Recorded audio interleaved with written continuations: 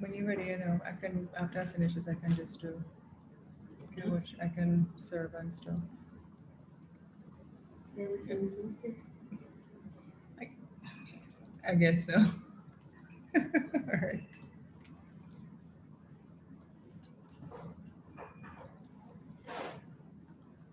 Okay. Hello, good evening, everyone. Welcome. Welcome, everyone. My name is Taitu Heron. I'm head of the Women and Development Unit of the University of the West Indies Open Campus. And this evening, you're joining us for a second in our series, a cross-country dialogue with youth. And this evening, we will be having our cross-country dialogue with MP Lisa Hanna from Jamaica. And we'll be talking about challenges in leadership in general, but also challenges in leadership as a woman. And this we're doing in commemoration of the International Women's Day, which was actually yesterday, but for the entire month of March, we also do quite a bit of activities related to that. And also because March is Women's History Month.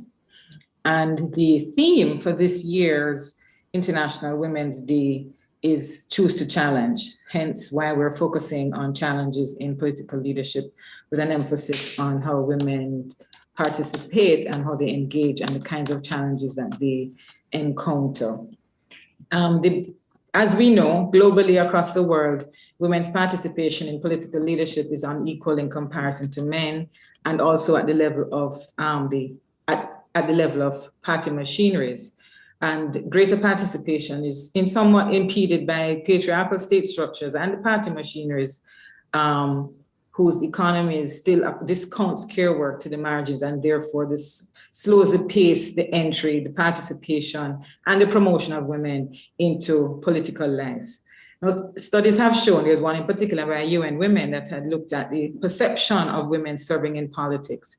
And societal perception of women in politics in the region is actually quite progressive. So most persons think that women are quite capable of serving in the political arena. However, this is not accompanied by little loud. Accompanied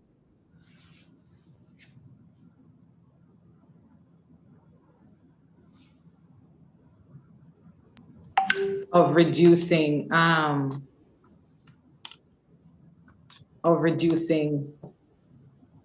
the role that women have as mothers and caregivers in the private domain. And we, also have stereotypes that prevail across the Caribbean, which hold women to higher standards and scrutiny as leaders. So in a sense, it gives the impression that men are somehow more divinely mandated to serve in public life. What we have also seen is that throughout the Caribbean, we've had incremental increases in the number of women in political leadership. In Trinidad, we have 11 women serving in parliament, coming from 5. In Jamaica, where we had elections just the other day, we see 19 women in parliament, increasing from 12. In St. Vincent and the Grenadines, we have 3 women who serve in parliament and 6 serving here in Barbados, including the Prime Minister. So I want to introduce that, but also to take the time to introduce the theme and our partner, Pink Parliament, which has been one of WAN's partners for the last 2 years, and we've been waving wands and making magic for the last 2 years. And the Pink Parliament Initiative is essentially a 6-month program which purposefully seeks to disrupt the narrative and rather wishes to see women enter politics and not for them to see it as just a domain for mostly men. So to kind of increase their political ambition, so to speak, and to increase over time, hopefully, their participation in politics by encouraging adolescent girls to see a career path in politics as possible and attainable. The Pink Parliament focuses on self-empowerment, learning how to debate, do public speaking. It focuses on harnessing the voice, gives them tools to navigate conflict, and they also get quite a range of information on various aspects that relate to gender and development. And most importantly, or one of the benchmarks of the program is for them to gain access to a network of dynamic women whose careers are in political leadership. So that also, of course, is one of the reasons why we have this evening MP Lisa Hanna with us. And we are joined in terms of our moderation by former Khadija Bakaria, who is one of the first entrants in the Pink Parliament Initiative. And she's a young Muslim woman born and raised in Barbados, and she has very strong interest in politics and volunteerism and writing. And she currently serves on the Pink Parliament team as the Alumni Relations Officer. She's also a volunteer with the Barbados Association of Muslim Ladies, and she's also a part of the U Report Steering Committee. She's a student at Springer Memorial, where she studies law, sociology, and literatures in English. So what I'm going to do right now is hand over to Khadija. Khadija, go ahead. Good evening, everyone. I'll be reading the bio for Miss MP Lisa Hanna. MP Lisa Hanna began a career in media at a young age of 14, co-hosting the TV talk show Rapping, and continued a focus on youth leadership. She was appointed a United Nations Development Program Goodwill Ambassador, one of the youngest in history, leveraging her voice to address issues of global concern. Her engagement with the public through the media has been consistent and continuous to evolve. A karate black belt and instructor, she holds bachelor's and master's degree in communications from University of the West Indies.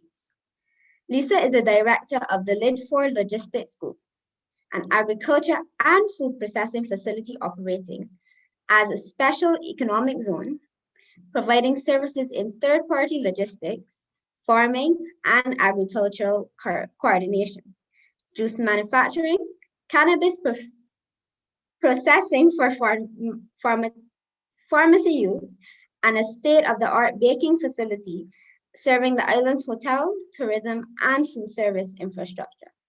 More specifically, MP Hanna is a 4-term member of Parliament, opposition spokesperson, foreign affairs and foreign trade, former cabinet minister. You're very talented. I will now invite you to speak on, let us get to know you a bit better before we ask you some questions.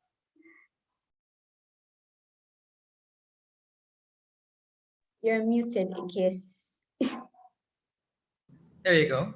Thank you so much for the kind introduction. It's really great to be here and to see my good friend Taitu again, and to meet with all of you here in the Pink Parliament. I think it's an extremely important initiative, and I think it's a great initiative because certainly women like yourself who are so talented and charismatic and enthusiastic about helping our countries, various countries across the region, need to get your feet wet in an understanding and get some mentorship in really what this industry is all about. And I call it an industry because it has so many facets to it. So let me start off by saying this. Going into politics is something noble to do.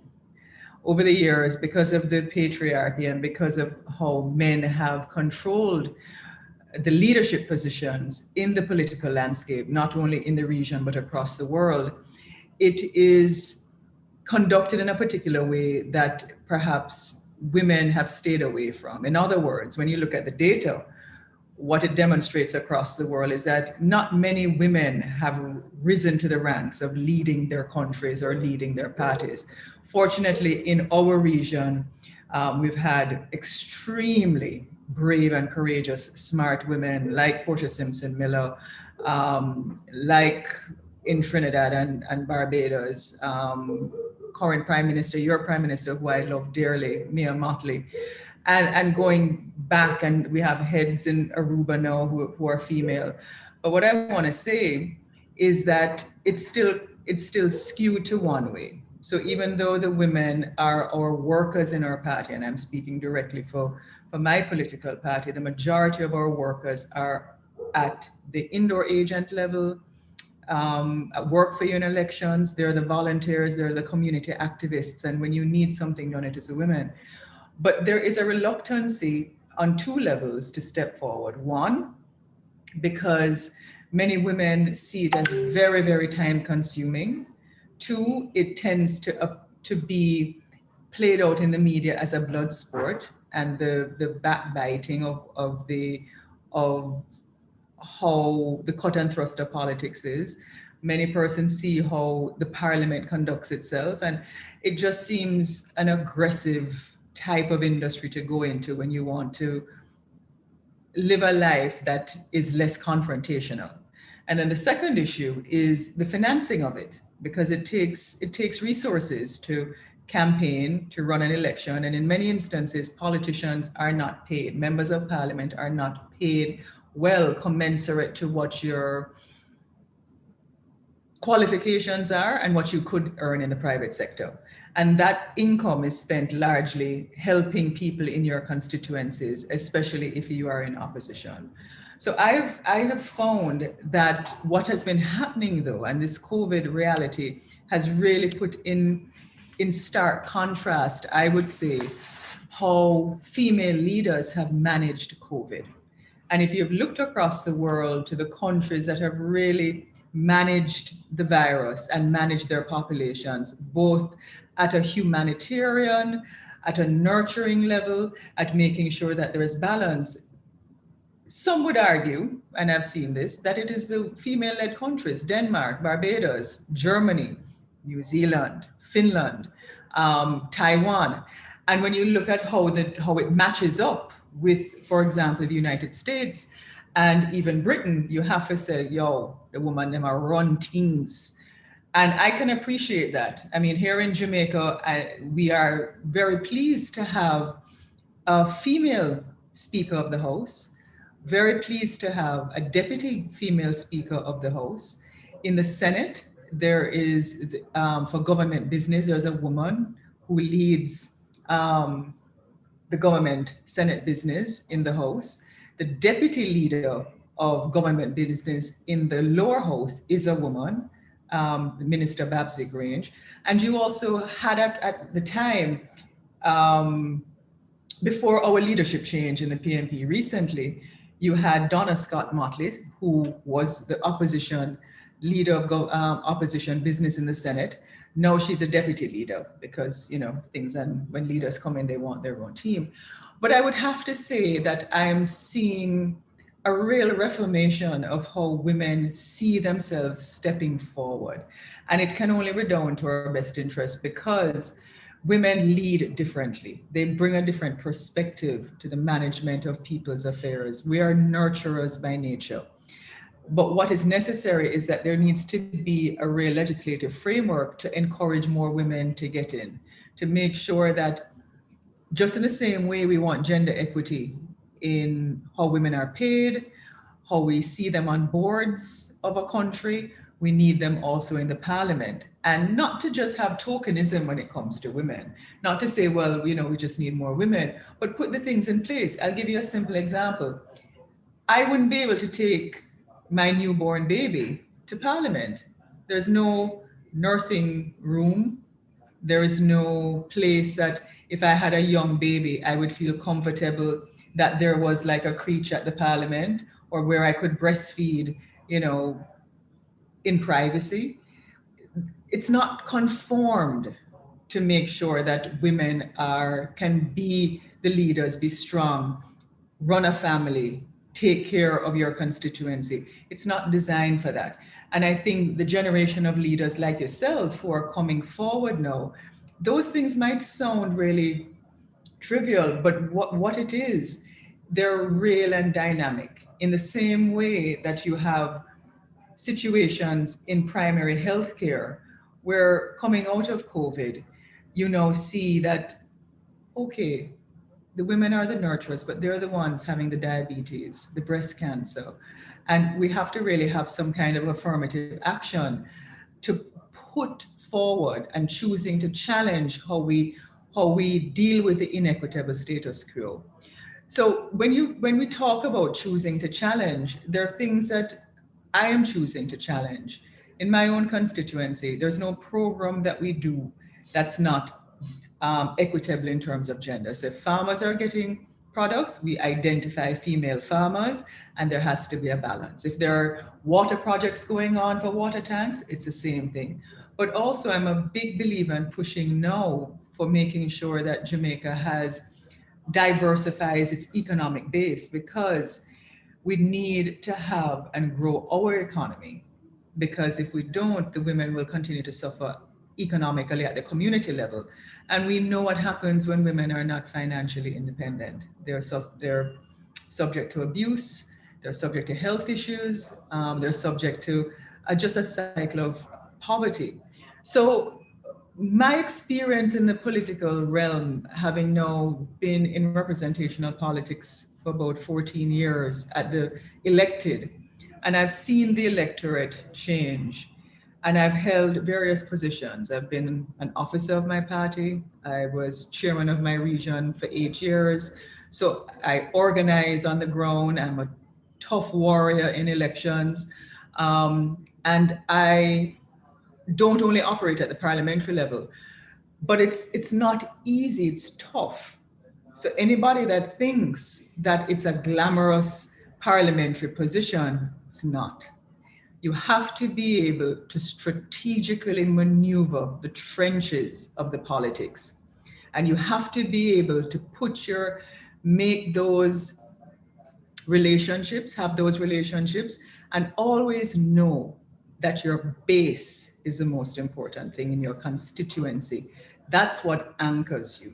So you have to be able to organize and you're doing the right thing, organize at the community level, keep that base connected.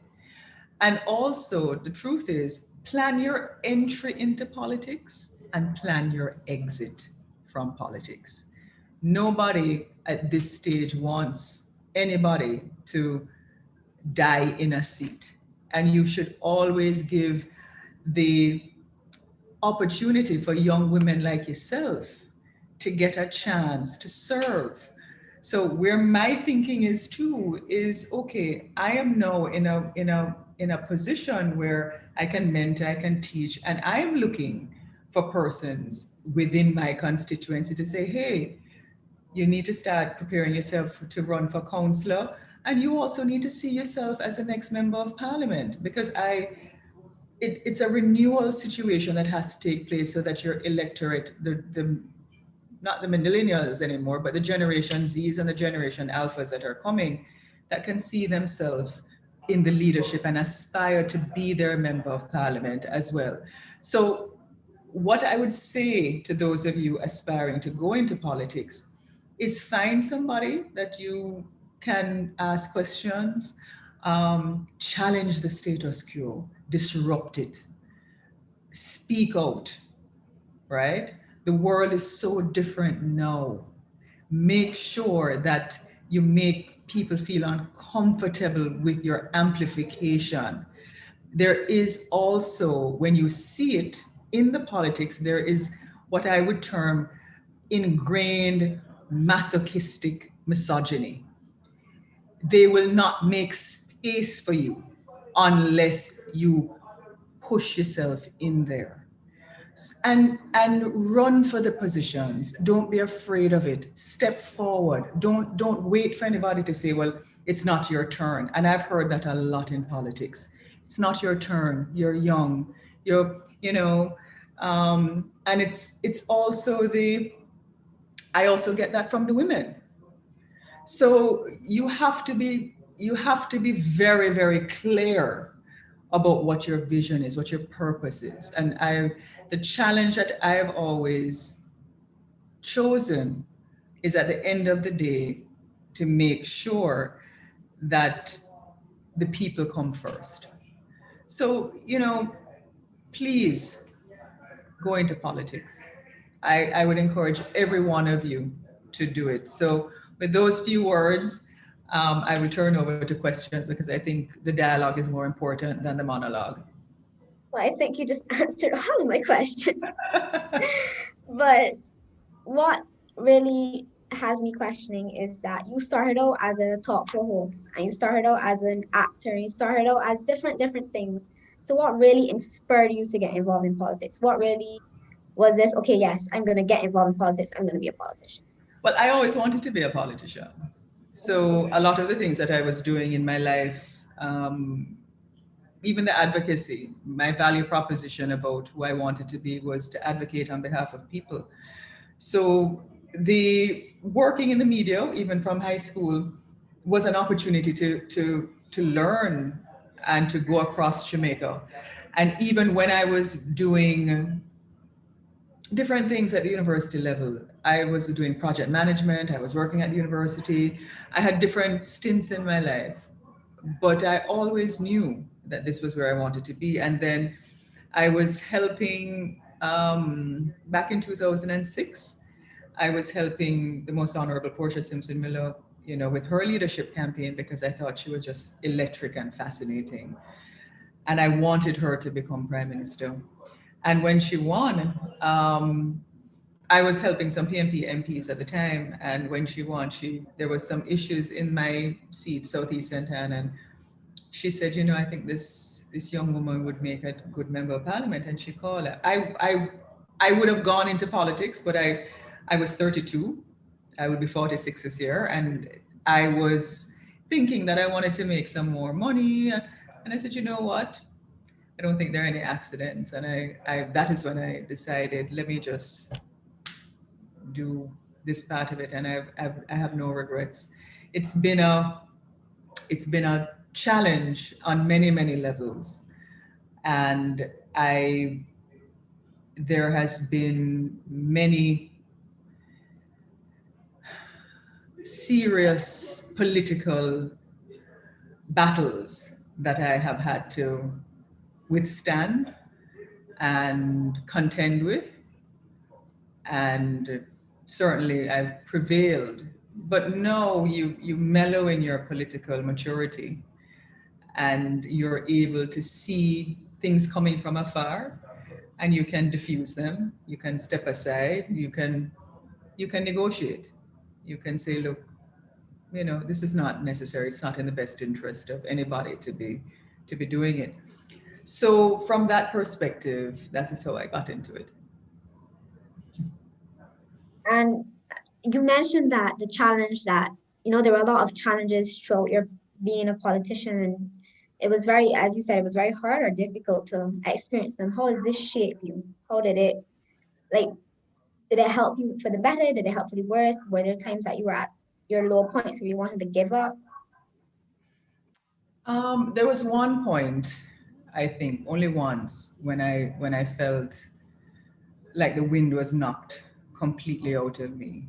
And that was once when there was a demonstration in my constituency, which was an arranged demonstration at the time, and a little girl died from that demonstration. And it was a demonstration put together by a particular faction, which I just thought was just, and I still think about it today, and it was unnecessary. But there has been, at every juncture, a baptism of fire. I don't think I've experienced anything in life, whether politically or otherwise, where I have not had a fiery baptism at every level. So what it has done is it makes you steely, it makes you more compassionate, if you can understand it, because you're able to see people and what their propensities are. And many, many times it really comes from their own misunderstanding that the best way to deal with a circumstance is confrontation. Leadership challenges and things like that are not battles. Those are just par for the course. It's when you have this stealthy stratagem that is coming to stab you in your back, and you have to be able to have a 360-degree angle, because ultimately, even internally, it's about who wants power. So I think what those things have done is I can look back at my political career and say, you know, man, when I look back and I can speak about it and say, you know, I've really lived an exciting life. Thank you for that. I think I'll now open to those watching and those on the live stream for any questions. If you have a question, please raise your hand. I see, forgive me if I pronounce your name wrong, Lisa. Please unmute your mic and ask your question. Thank you. Yes, Lisa Jawa here. Good evening, everyone. Good evening, Miss Lisa Hannah. Um, So, I am in admiration of a lot that you've done, and I only discovered your work must have been about a year and a half ago. I also have a television show.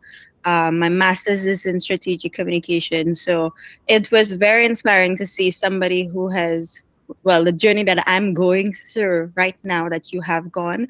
I'm really interested because for me, I entered the political race in St. Lucia. I was a prospective candidate last year. I was not successful. A man old enough to be my dad got in, and I have no issue with persons with experience.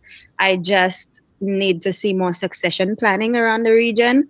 But in my case, I've been appointed as a senator, so I've been in the opposition. congratulations.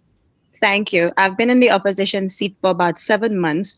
Um, but what really keeps you going? You have been doing this for 4 terms, and every single day I wake up, and there are some days I feel like yes, I want to serve the people, but is this the way that I need to do it? Because it is so frustrating. Women are also your biggest critics, not in the positive way. And a great point was mentioned earlier that you see across the region, everybody's saying there should be more women inclusion. Everybody's saying that, but do they actually believe it? Because when you actually go to those meetings, when you're actually in those positions, it's those same women who tell you, you know, you need to wait your time and it's not your place. And I have no problem with us being nurturers and caregivers, but I do believe that gives us an advantage, you know, as it relates to emotional intelligence, etc. But how do you keep going? Is there a routine? What is the secret? I would love to know. There is no my darling friend Lisa, Senator Lisa. You have to dig very deep on some days. I would be curious to hear about your election campaign, because typically in seats like that, and I don't know the seat that you ran in, but oftentimes what we need to do as women, hello, can you hear me? Hello? Yes, I can. I can hear you. Okay. Okay. Oftentimes, what we need to do is really analyze the seat that we're working in.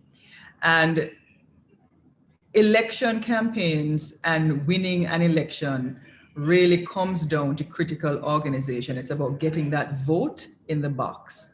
It's about getting your canvas so right and making sure that you have the people to carry out those voters on election day.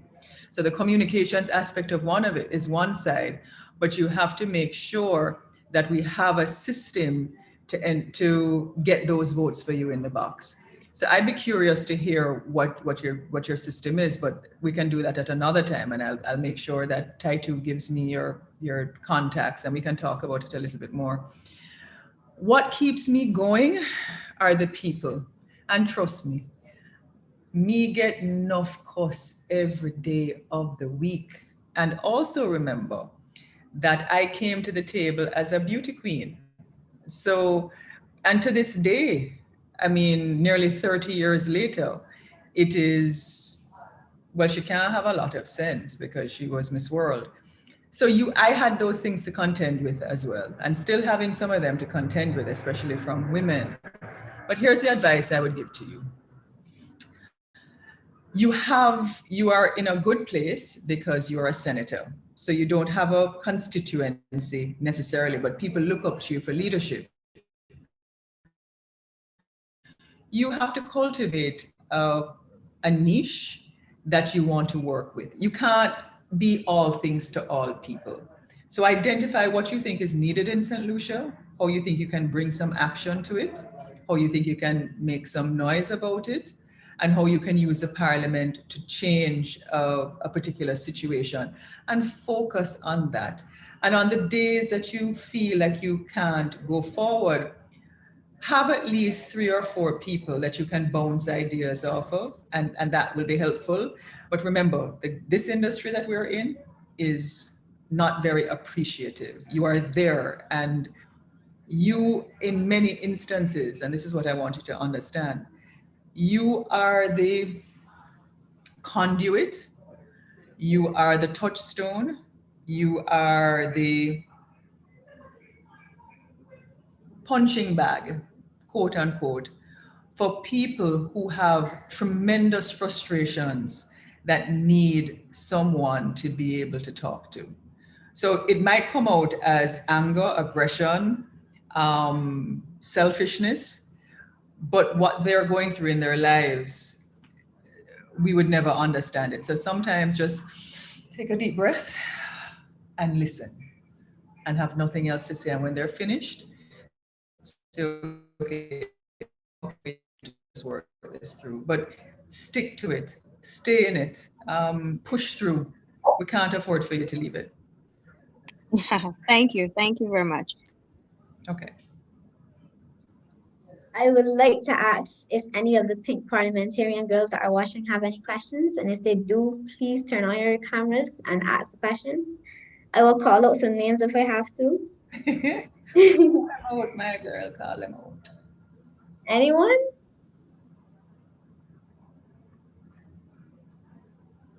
I believe that's Crystal that has a question. Go ahead. Hi, good night. So it's actually not Crystal, Oh. it's Roshana. Sorry.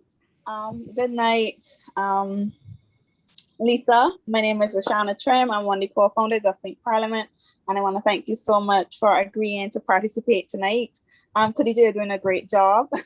So I really just wanted to ask you, you shared a lot of advice today. What has been, I have two questions. The first one is, what has been perhaps your biggest political battle that you have faced? And Jamaica has had a lot of discussion about anti-abortion legislation over the past few weeks or months or so. And I really want to know your thoughts on the current situation as it relates to women being allowed to use their agency and their autonomy in order to make decisions about their body. I want, if you are okay with sharing that with us tonight. Sure. So, fun fact, back in maybe 2013, I raised the matter of abortion in Parliament in one of my sectoral debates. And I also sat on the Joint Select Committee in 2009 looking at the abortion legislation.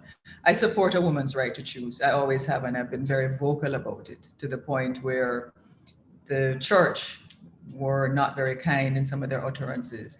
So I support it, and I in that joint parliamentary group, I was very clear on what needed to happen in terms of women taking control of their own bodies and giving the legislation to be able to do it. And what we need to do in Jamaica, you don't need to create any new laws per se, you just need to repeal what is there now. And I think it's time. I also think it's time that we look at other matters relating to human rights of human beings in terms of LGBTQ in Jamaica as well. So these laws that have been on our books from the time of colonialism, especially some of our abortion law, which was coming directly out of slavery, because if you were supposed to breed up as women, because if you were born of a slave, you were a slave. Those laws have to change, and women are too progressive. I think it is selfish for the most part, for leaders to tell women how they should operate medically with themselves. And if you look at the patriarchy that has existed in our politics, in our legislation, or the legislators who have been there, it perhaps is no surprise why we're still being told why you can't do certain things. So yes, I'm a strong advocate for women having the right to choose. And one of the things that we found in the reports coming forward, especially in Jamaica, is women have the word abortion jars them. They prefer the termination of pregnancy, or the right to choose. So absolutely, I'm very progressive where that is concerned. I've had too many political battles to tell you which one has been my greatest. I would say when I was, and I don't, you know, they're now in the past, but if you Google me and you look at things like OCG, and that was brought by somebody in my own party,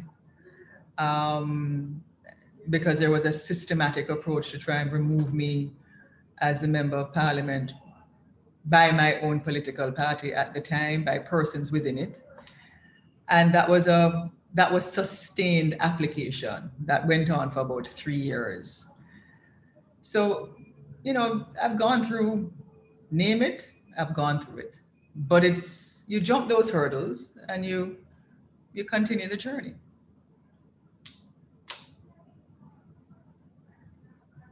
Let me take chair privilege and ask you a question, Lisa. Sure. Before I hand over back to Ronelle. Not Ronelle, to Khadija.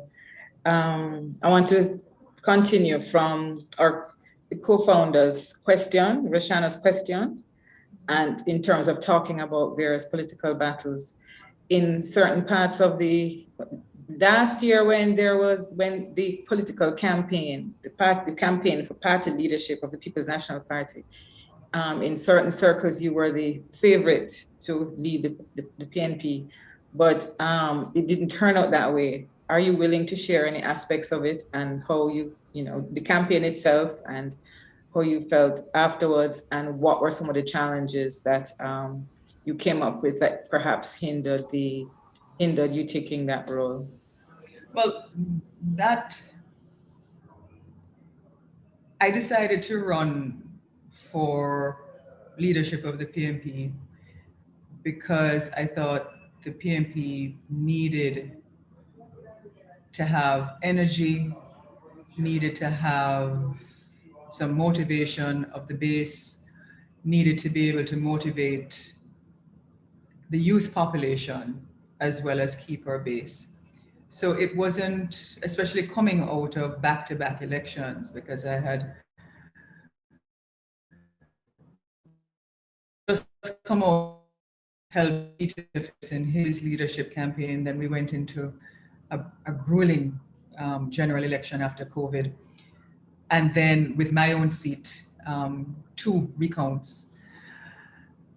And so it was something that I wasn't doing for the title of necessarily because I wanted the title of president, but because of what I had seen over the years and what I had seen our electorate becoming and what I thought was necessary to motivate that electorate and to really have some electricity in the politics.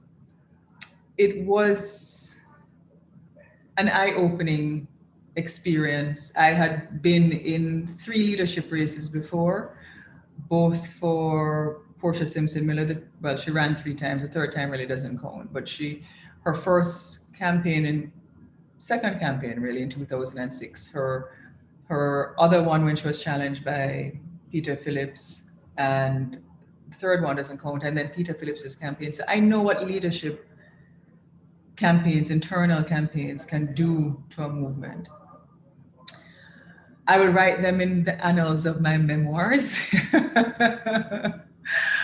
But I think no, the PNP has to coalesce. It has to learn from what has happened. It has to go forward. There are only 14 of us in the parliament, which is difficult when you have a government that has so many seats. And it requires tremendous teamwork to work together and to make sure you get your voices heard. But I have no regrets. Running for president of the party was one of the best experiences of my life. I learned a lot about my own political movement. I always knew about the delegates, and I learned now what is important to transform the party in this century. And it needs, this is bigger than Lisa Hanna, it's bigger than Mark Golding. It really is about how to make a country not only survive, but prevail. There are real systemic issues that are facing our people. And in a world of digitization, when you can have artificial intelligence having 97% accuracy in diagnosing certain kinds of lung cancer, but as a country, we are still unable to have universal Wi-Fi for children across the country, tells us and tells me that the tribal way that we've been doing politics, certainly in Jamaica, has to have some kind of respite. There has to be active cooperation now between government, between opposition, to really get the kind of structures in place so that our people are not impeded for their development. In other words, water problems still in rural areas, and then the Water Commission is going to say, well, our balance sheet can't really provide water. Education issues, we're behind. Health, we're behind. And especially coming out of COVID. And to diversify our economy so that we don't have the kind of trade imbalances that we're facing and have more export industry so we can earn the foreign exchange and put our people in markets. And this requires active solutions. You know, it requires not the constant debate about the politics, but it really requires a level of nationalism. When you had, you know, the activism at that time in CARICOM between Barbados and Trinidad and Guyana and Grenada and Manly up here in Jamaica, what you felt was a region and a real ethos that everybody wanted to make it. And that's where I am. I want us to make it. If there are good government programs in agriculture, I will support it. I'm not going to oppose it just for opposing it because it's a JLP program. And it's the same thing for the JLP. They need to look at the opposition and say, well, you know, that plan is a good plan. Let's sit down and see how we can work it through and really get the people at the center of development. So coming out of that presidential was a cathartic experience for me. I was bludgeoned by so many things out there, but I took a decision in that campaign not to speak negatively about my party, and I still maintain that, and I support, I'm a team player, and I'm doing the work, and Mark Golding is the leader, and I support the president of the party. And the PMP is a titan, and when titans fall, it resonates. It's like when a giant drops, you hear it. But you know, politics is cyclical, so we will definitely come back to the sphere. Thank you so much for that. Mm-hmm. Okay, we have a question from one of the live streams, and then we will go to the question in the Zoom. An 11-year-old by the name of Nikayla Kelly, she said that she's just 11 years old and she wants to help poor people. My question to you is, has there been any time you felt like giving up because of the criticism of the public? No. And criticism is good, but you have to be able to know how to use it. And social media criticism, you have to understand those nuances. So if you're able to take a step back from yourself and say, well, you know, let me look at what people are saying in this particular area. Are they right? Maybe they're not saying it correctly, but maybe it's a pattern that you have that's jarring people the wrong way. So it's not getting your message across. And maybe you need to tweak that. And like in any relationship that you're in, if your partner is saying, boy, Lisa, I never like how you did say that, or I didn't like how you did that, you have a relationship with the people that you serve. And so if they're saying to you, boy, MP, you need to pull up your socks and do that, you have to listen. It's a criticism, yes, but in the long run, if your desire and your purpose is to help people, then yes. Criticism is hard, and you don't learn to override it at 11 years old. And it takes a degree of bucking your toe, crying, feeling depressed, wondering why. And those are natural human instincts.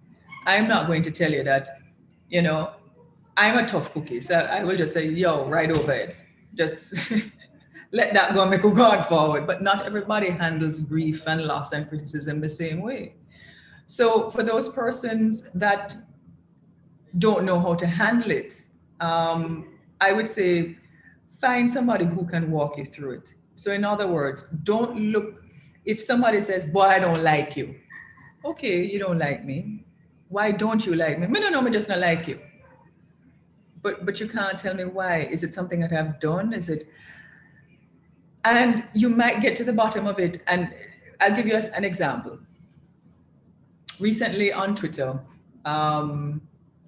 somebody just came out of nowhere and said, I just had something really nasty to say. So I decided to inbox the person.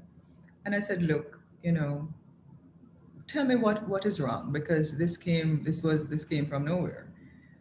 And interestingly, I got, you're my favorite person. I've been watching you since 1993. He could tell me my entire history. And what I realized is that they just wanted some acknowledgement, you know, that he even took pictures with me apparently and has them up, and I didn't even know this. So sometimes people lash out because they're just seeking some attention. So you have to be able to deal with that as well. And as I said to you earlier, where I am is you recognize that confrontation is probably not the best way. Sometimes just reaching out and saying, look, let's sit down and talk this through. But if you don't want that and you continue, then there's no other option, and you don't want to meet me in a fight. Thank you for that. Question from the Zoom for Rosa. Good evening, Ms. Hannah and fellow participants. Good evening. Good evening. I'm a Muslim female, and one of the challenges that we face is the high level of stereotyping that we receive, which is pretty much like what you indicated as far as beauty queens are concerned, because you know, as beauty queens are also stereotyped. We are also a minority in Caribbean countries. What advice would you give to young aspiring Muslim women who are thinking of entering politics and public life, taking into consideration the many challenges that women face in the field already? And the other question is, how important is the support of the males around you when you are in public life? How has that played out in your life? Okay. I would like to see a more universal approach to religious acceptance in the leadership of the Caribbean. And so I would encourage more Muslim women, more Jewish women, more Christian women, Hindu women, Buddhists, because I think it is important for acceptance, for shared understanding, and for an acknowledgement that there are different approaches in it. Jamaica is largely a Christian society, but I have Muslim friends all over the world. Some of my closest friends are Muslims, and we have more in common than you think, or than they think, and the people think. So I would say that your religion is not a hindrance, or should never be perceived as a hindrance to what you want to do and how you want to serve. And I think it is important for that dialogue to take place, and it breaks down stereotypes, and there certainly has to be more acceptance in everything that we do. As it relates to the males, men, as a matter of fact, in the politics, sometimes share the same insecurities, the same issues that women face, but they just network better. Women don't network as well. You have to have a strong support system in your family though, because when you want to have somebody or somebody close to talk to that you can trust, your family may be that person. I found that in my own political movement, I've had some good mentors who have been able to guide me, who are elders and male, and that have their advice has been invaluable. And I've had women who have given me invaluable advice. Some of them have not been leaders or members of parliament, but they were in the kitchen cabinets of leaders. They sat on boards. Some of my really good friends are also representatives. Natalie Nito, who was also my campaign manager in the presidential. And you know, if we're going to war, and if she's going to war, she looked beside me, I'm there. And if I'm going to war, she's going to be with me.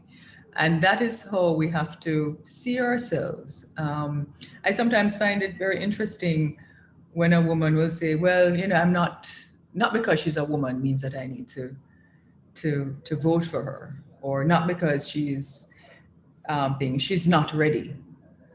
And I don't understand how that narrative can come out of another woman's mouth without having done the research or recognizing that you might be in a profession as well, whereby you're facing some of the same obstacles. You're just as qualified, you've done the work, but somebody is telling you it's not your turn. And because of that persistent misogyny, you've become contrite in deference to it. So even your own narrative unwittingly and subconsciously starts to sound that way. And unless other women are out there saying, hang on a minute, you don't hear yourself, right? How could you be saying that? It's almost blasphemous to your gender to be able to put yourself out there that you are not ready, and look how long you've been doing this thing. You're more experienced, you're more qualified. Put yourself forward, girl. So religion shouldn't hinder. And I tell people all the time, yes, you're smart enough. Yes, you're special. Yes, don't wait. The time is now. You might die tomorrow. So make sure that when your epitaph is written, they can say you chose to challenge at all levels. We have another question from the live stream, and please, for those on Zoom, don't forget to raise your hand so I can acknowledge you, because I don't want to miss any of the questions. This individual asks, how do you ensure you are heard when it comes to key issues in your profession or workspace, especially when you are with other talented and educated individuals? Well, you have to make sure that your arguments are succinct and not backed up by emotion, but backed up by data, and that you can lead that to show that what you're saying makes absolute sense, and that you present it not only within a local context, but within a global context to show how by doing this in this particular area, it makes sense not only on an individual level, but on a national level, or that it adds value. Anything that you're doing, make sure that it adds value to the whole. If it's not going to add value, then, and if it doesn't have the data, then typically people just shoot it down.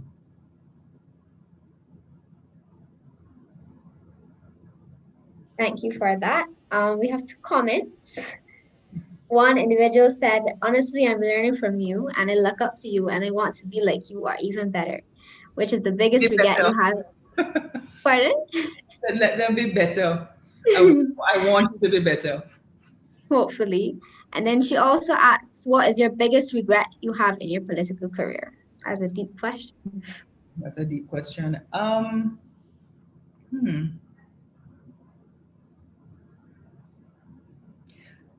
I've dealt with those regrets. But I don't, because I don't think there are any accidents, but perhaps the way that I handled one particular situation but one day I will talk about it, not right now. But yes, and I want you all to go out there and conquer your countries and make them better. You know, it's your time. It's what you need to do.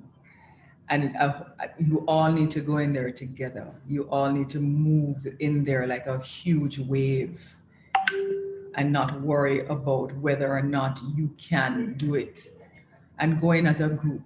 Get all of you to go in. And let me tell you something, money is not what wins elections. It's people, it's the touch. Go and talk to the people, stay with the people, stay on the ground, walk with them, talk with them. You might not have anything to give them, but they just want to see you and they want to hear from you. I think everything is a learning process. Even if it's a bad decision, you know, you still learn from it and you learn to better it in the future. So another comment we have is, when women learn that we are as capable as men and even more worthy in more aspects, they will be more supportive of each other. Women should be more supportive of each other. I agree. True, very true. So as I'm speaking to you, I'm running a dinner party at the same time at my house. So I have people beckoning to me as to what to do, and I'm saying, yes, I'm coming, don't worry. So all of those things, and my husband is over there, and I have friends in this corner, and they're like, what's going on? You know, I'm telling them the table is set, I'm telling them where the napkins are and where the plates are, and so all of that is happening at the same time. You're multitasking. Yes. So if you see me look away, it's because of that. Well, that's what your role is as a parent and as a hostess and as a politician, right? We have a question here from Kathleen. I'm sorry if I pronounced your name wrong. Please unmute your mic when you're ready. Thank you so much, Khadija. Good evening, Ms. Hannah. It's such a pleasure to have you on this platform. You've been truly a huge inspiration to me, especially your involvement in the ag sector. My name is Kieslyn Carew. I am from St. Lucia, like the other Lisa here. And I just left the UN to focus full-time on my nonprofit organization in St. Lucia, which is called Helen's Daughters, and it focuses on the economic empowerment of rural women. I do want to enter the political arena, maybe a decade from now. Yeah, I'm in my 30s, so I'm still feeling it out. But I do know that leaving the CSO sphere into politics is almost like walking a plank. I'm not necessarily sure what party I may be a part of, if I may be an independent candidate and so on, but I've always noticed that you have a strong connection with the people. What advice can you give for this possible transition?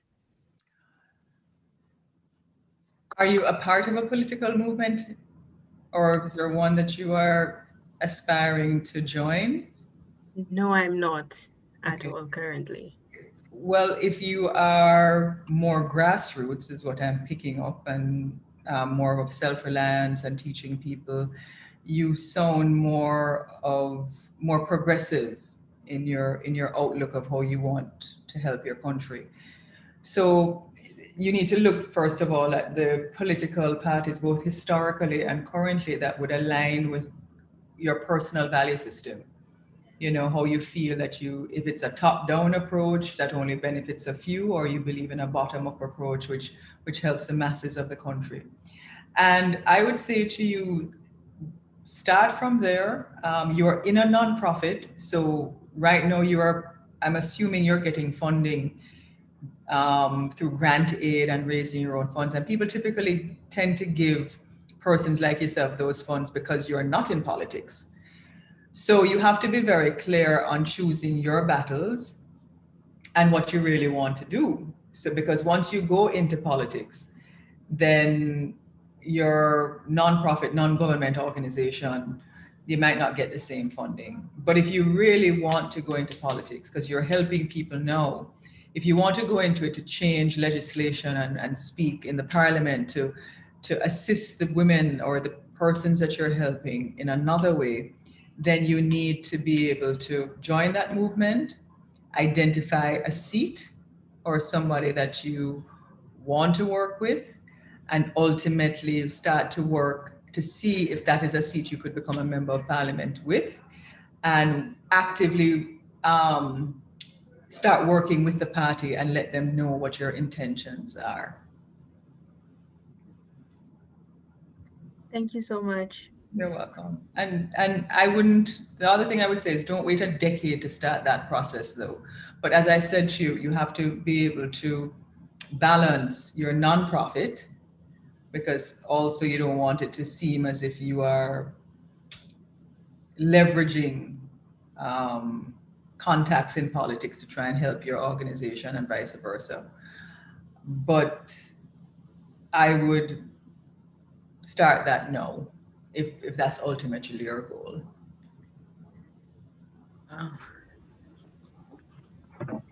Thank you so much for that question from St. Lucia.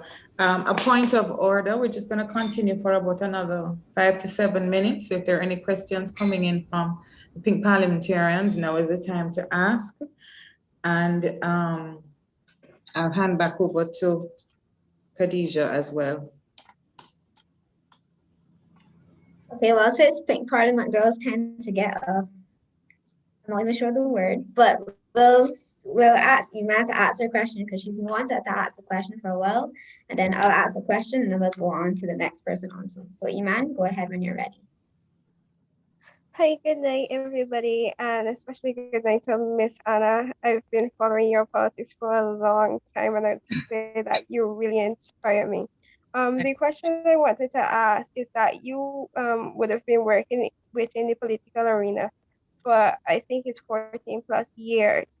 During your years of working, has there been any involvement of Muslim girls, or have you ever seen any involvement of Muslim girls within that arena? And do you think that there is likely to have any involvement or inclusion of, let's say, Muslim girls and girls who are not really girls only, but like females who are from the other gender spectrum of being trans, non-binary, from the LGBTQ community to be exact? Thank you for that question. Jamaica does not have a large Muslim population. So I haven't seen the involvement of Muslim women or Muslim girls in any of the jurisdictions that I am working in. And certainly I haven't seen a Muslim member of parliament or senator in my lifetime in Jamaica. That doesn't mean it shouldn't happen and it can't happen. And it's not something that I believe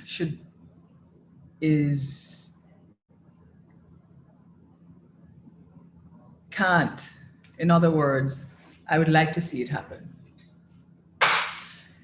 And as I said earlier, and other religions, because it leads to acceptance and it leads to understanding.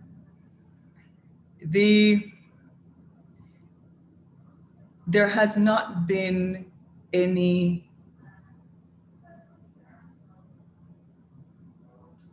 person that I know who has in Jamaica, in leadership or in the parliament, said that they are LGBTQ.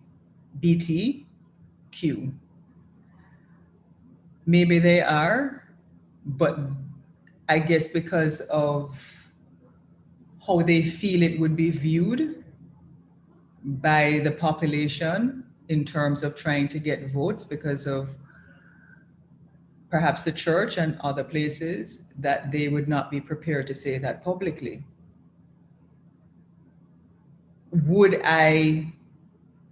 There was one person who was, I believe, running in a campaign in the last election who said that they were. I don't think that or said that they were going to run. I don't remember.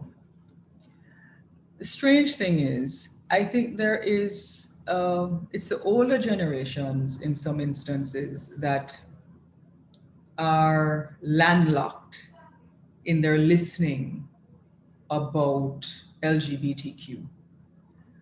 But there are a lot of groups at the cultural level that's doing amazing work with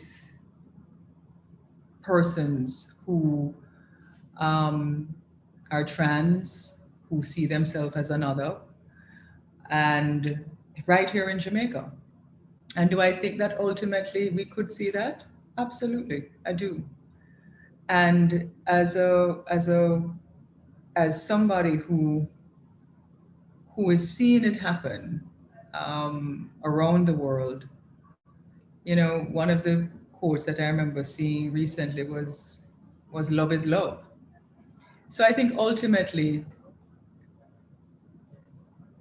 it can happen, or it could happen in Jamaica, is what I would say. I hope that she answered your question. And that was a great question, Iman. Thank you for that. Yeah, it was.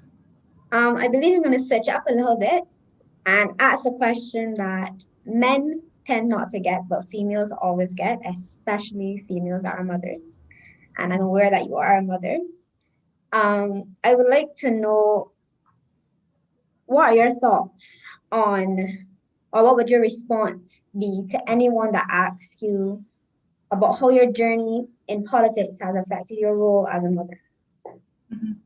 I think you should ask Alex that question. That's one question a lot of political women that have children tend to get. And it's hard. I mean, everyone tends to have a different response. Because even when present, you're thinking about something else, you know, and sometimes the phone is ringing off the hook, or sometimes you might sit down at dinner and then some major emergency happens and you spend your time trying to solve that at dinner. So I found that one of the hardest things was to just be present. And you have to take an active approach to be present and to say, look, I can't deal with this right now. I have to do university applications and help Alex send them off, or I have to do this. And I only had one.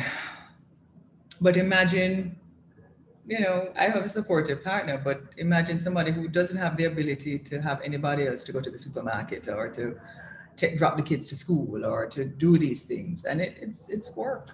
It's a lot of time. Politics takes up a lot of time, because you also have the party meetings. You have NEC, in the case of the PMB, you have RMC. Your days are long. You have parliament on a Tuesday, you have committee meetings on a Wednesday. If you're an officer of the party, you have meetings on a Monday evening that go until 10 o'clock at night. Sometimes you have meetings on a Sunday. I couldn't tell the last time in years that I took a vacation, or I knew what a Saturday felt like, until COVID, because I was at funerals all day on a Saturday, and then I had to do something else on a Sunday for the party. And so I haven't had, until COVID came, where the lockdowns happened, I didn't know what it was like to spend a weekend at home. And those are big sacrifices that you make. It sounds like big sacrifices, honestly. So it's not glamorous, trust me. There are days when I have 3 funerals, and the funerals, them long. Well, thank you for that. You're welcome. So do you have something to say? Yes, I was just doing a time check. It's 8:45 here in Barbados, so we have to think about closing off soon. So if there are not any more questions, I want to kind of get us into the groove of wrapping up. So I thought that response that Lisa just gave regarding parenting, I found to be very insightful, because it also indicates the extent to which the institutional support is not there to accommodate women who are in the political arena, and the assumption it makes that we will just manage, you know. So I think one of the things we probably have to think about is, what strategies can we make, can we do, can we implement, particularly in terms of at the level of legislation, or even at the level of party, to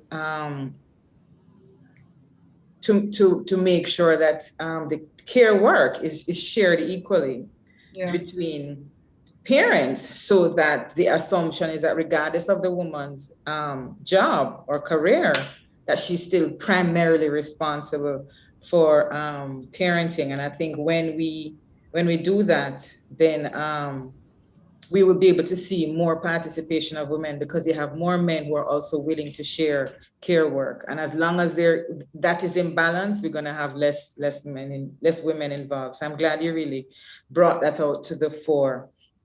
One last question. I see Naya.